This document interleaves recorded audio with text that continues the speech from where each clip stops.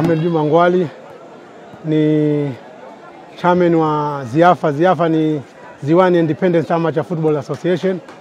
Ziafa imesajiliwa katika Baraza la Michezo Zanzibar na ni chama ambacho kiko kisheria.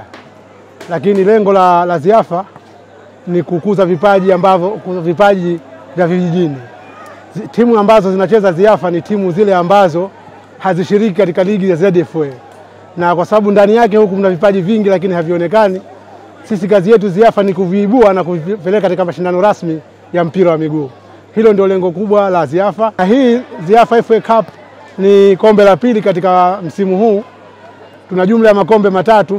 Tulimemaliza Ziafa Championship ambayo tulimaliza na bingwa akapokea shilingi milioni 2 na mshindi wa pili milioni 1.5. Lakini kombe hili bingwa anashinda leo hapa anapata kitita cha milioni 3 na yule mshindi wa pili anapata kitita cha milioni 1.5. Lengo lake kama nilivyoeleza awali ni kuhakikisha kwamba vipaji tunaviibua kutoka vijijini kabisa. Na masharti yetu hapa ni kwamba hakuna mchezaji anaruhusiwa kucheza anayetoka nje ya jimbo la Ziwani. Na baadaye tutaifungua zaidi, lakini kwa sasa tumeifanyia hivi. Na timu za ushiriki zote zilikuwa 29.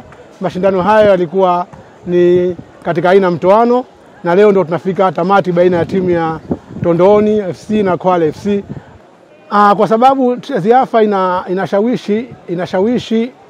inashawishi vijana, kwa sababu Ziafa ni chama huru ambacho hakidai malipo yoyote kwa timu yoyote, iwe kwenye usajili, iwe kwenye uhamisho, iwe kwenye, na imekuwa ikitoa zawadi za jezi, mipira na vitu vyote ambavyo vinahusiana na michezo.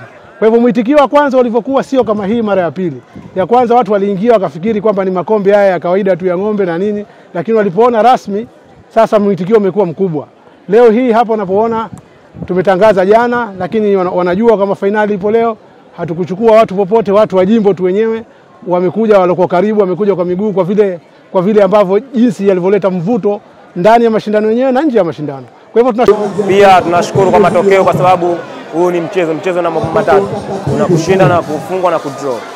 Kwa hiyo mchezo leo tumecheza, alhamdulillah tumeonyesha uwezo wetu, ila Mungu hakupanga kama sisi tuchukue ubingwa, ila wenzetu ndio walipanga tuchukue ubingwa. Kwa hiyo tunashukuru kwa matokeo ambayo yametokea. Pia kama siwezi nikasema kwa kuwa na pengo au kwa kuwa na nini, tumejitahidi kwa kutosha, kila mmoja alimsikiliza mwalimu na tumecheza kwa kujitolea, ila haikuwa riski yetu tu. Kwanza mimi niwashukuru Mwenyezi Mungu, niwashukuru wote kuanzia mheshimiwa na wote ambao wametusupport mpaka kumaliza mashindano haya. Kutokana na mashindano haya yanawavutia na watu wengine kushiriki katika msimu ambao unakuja huko mbele.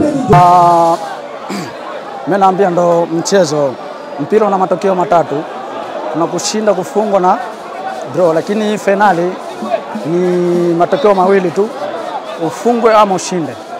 Ila tunawaomba ndo mchezo sana.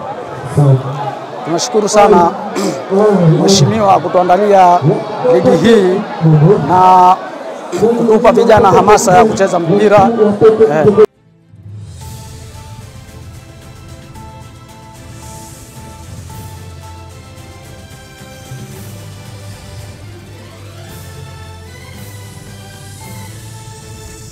Neema ziendelee.